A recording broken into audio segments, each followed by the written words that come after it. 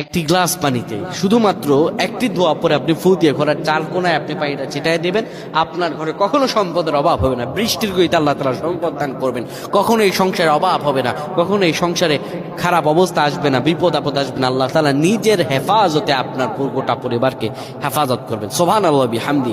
দোয়া আর দোয়া ও মুখরুল ইবাদা, দোয়া হচ্ছে ইবাদতের মগজ। কোনো ব্যক্তি যদি দোয়া করে আমার আল্লাহ সেই দোয়া কবুল করেন। আল্লাহ বলেন ইস্তাঈনু, সাহায্য চাও, বিসসবরি ওয়াস সালাহ, দোয়ার মাধ্যমে, ধৈর্যের মাধ্যমে। শোনো, ইন্নাল্লাহা মা'আস সাবিরিন, দোয়া ও ধৈর্য ধারণ করবে যারা, আমি আল্লাহ সেই ব্যক্তির সঙ্গে আছি। সুবহানাল্লাহ বিহামদি। আপনি এক গ্লাস পানি নেবেন, এক গ্লাস পানি নেওয়ার পরে সেই গ্লাসের পানির মধ্যে 10 বার পড়বেন আল গনিয়্যু আল গনিয়্যু আল গনিয়্যু। এই দোয়া এইটি পরে 10 বার পরে ফু দিবেন। ফু দেওয়ার পরে 10 বার দুরূদ ইব্রাহিম পড়বেন, 10 বার সূরা ইখলাস পরে ফু দিয়ে